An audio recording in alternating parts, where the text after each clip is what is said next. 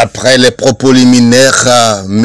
Hébrun et Pulchéry Gbalé ont eu un temps d'échange avec les journalistes. Nous vous proposons le temps d'échange de Mme Pulchéry Gbalé, présidente de Alternative Citoyenne Ivoirienne ACI. Juste ajouter quelques petites choses. Le président a déjà répondu, en tout cas très bien, à la plupart des questions. Je voudrais juste ajouter des choses. Par rapport à la troisième question, il faut qu'on retienne une bonne fois pour toutes que manifester là, ce n'est pas un crime. C'est un droit. C'est un droit. Et si on prétend être dans un état de droit, ça ne devait offusquer personne, ni faire peur à personne qu'on parle de manifester. Et on manifeste lorsque le dialogue n'est pas engagé par le pouvoir. Sinon, si le pouvoir discute avec nous pour écouter nos propositions, il n'y a pas de raison qu'on puisse manifester. Et comme c'est un droit, il n'y a aucun mal à cela. Il serait bien que chaque Ivoirien comprenne qu'il faut qu'il s'y mette quand c'est nécessaire. Parce que c'est aussi un moyen pour envoyer le changement. Cela dit, comme a dit le président, on n'a jamais dit qu'on ferait descendre les gens dans la rue. Il y a plusieurs façons de manifester. Le 14, vous saurez précisément ce que nous ferons au cas où il n'y a pas d'amélioration avant le 14.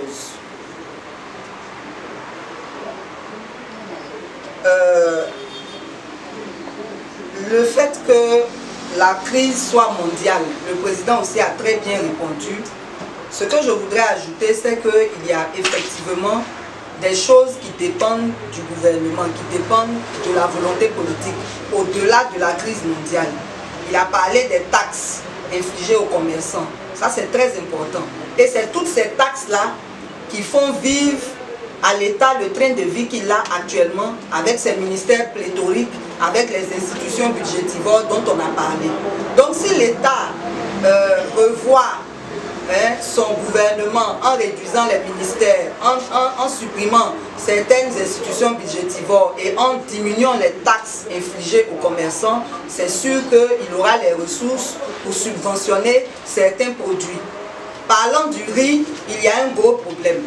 Le problème du riz, c'est qu'on prétend être dans une économie libérale. Mais il se trouve qu'il y a une seule entreprise en Côte d'Ivoire qui importe le riz et qui la vend aux autres. Cela fait qu'il n'y a pas véritablement de concurrence possible sur le prix du riz. Donc on ne peut pas dire qu'on est dans une économie libérale et puis favoriser en réalité des monopoles. Parallèlement à cela, la politique même agricole ne favorise pas l'autosuffisance alimentaire, alors que du nord au sud, on a des bas-fonds, on a tout ce qu'il faut pour que véritablement on produise le riz et que nous nous autosuffisions. Donc il y a beaucoup de choses qui dépendent du gouvernement, mais dans l'immédiat, si le gouvernement casse le monopole sur le riz, si le gouvernement diminue les taxes, c'est sûr que ça va se ressentir immédiatement sur les coûts. Pour l'huile aussi, on en a déjà parlé, nous sommes producteurs de palmier à huile. Ça n'a rien à voir avec le contexte mondial. C'est ici, en interne, qu'on peut décider de la baisse du coût de l'huile. On a parlé aussi des paysans, c'est très important. On est fiers de dire qu'on est premier producteur de cacao. Mais tous ceux qui produisent ce cacao-là souffrent sur le terrain pour vendre leur production. Vous savez que les populations de l'intérieur souffrent même plus que nous qui sommes en ville parce que les produits partent d'ici vers chez eux. Donc quand ça arrive en milieu rural, ça devient plus cher. Donc vraiment, c'est une question de volonté politique beaucoup plus que du contexte mondial qui n'est qu'un prétexte pour ne rien faire. On nous prend parfois pour une main cachée de l'opposition. Vraiment, c'est important. Le président l'a déjà dit, le rôle de la société civile, c'est d'interpeller. Le rôle de la société civile, c'est de se mettre aux côtés du peuple. Et donc, encore une fois, nous allons intervenir sur ce sujet-là, parce que c'est vraiment important. Il y a un problème d'ignorance. Il y a un problème d'ignorance parce que jusqu'à présent, la société civile ne se prononçait pas sur les sujets d'ordre politique. Donc tout le monde pense, et une partie de la société civile elle-même a réussi à se convaincre que le rôle de la société civile, c'est de travailler seulement sur des projets de développement. Mais le développement, là, il se fait dans un contexte qui, s'il n'est pas stable, détruit tous les acquis du développement. Donc, il est important de dire à la société civile elle-même, à tout le peuple, à tout le monde, à ceux qui ne comprennent pas le rôle de la société civile, de ne pas diaboliser la politique. Il n'y a rien qui ne soit politique. Tout ce qu'on fait là, c'est politique parce que ça vient de décisions politiques. Seulement, la société civile a un rôle d'arbitre. On a le pouvoir, on a l'opposition, on a des intellectuels qui produisent des réflexions pour améliorer notre société et on a la société civile qui fait ce qu'on appelle le contrôle de l'action publique. L'action publique, là, c'est les actions que le gouvernement mène.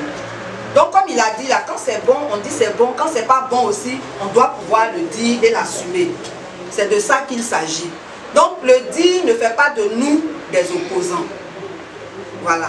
Et si ces personnes qui le disent sont elles-mêmes à la solde forcément de politique, il ne faut pas qu'elles infantilisent les autres. Nous, on se réunit, on réfléchit et puis on fait des choses. Vous n'allez pas me dire que tous les responsables qui sont assis là, nous, on peut les influencer pour faire ce qu'ils n'ont pas envie de faire. Donc, il faut qu'on se respecte, il faut surtout qu'on s'instruise avant de parler. C'est quoi la société civile? Quel est son rôle? Ça ne veut pas dire que ceux qui se concentrent seulement sur le développement font mal. Mais il faut qu'il y en ait d'autres pour faire ce qu'eux, ils ne font pas. C'est-à-dire critiquer la gestion de notre cité, de notre société et faire surtout des propositions. Maintenant, c'est quand on n'écoute pas nos propositions qu'on est emmené parfois à manifester. Ce qui aussi est un droit. Donc vraiment, chacun est libre de penser ce qu'il veut, mais il était important de situer réellement le rôle de la société civile pour que ceux qui veulent comprendre, comprennent. Voilà, je pense que c'est l'essentiel. Le président a répondu aux autres questions, je ne vais pas revenir dessus.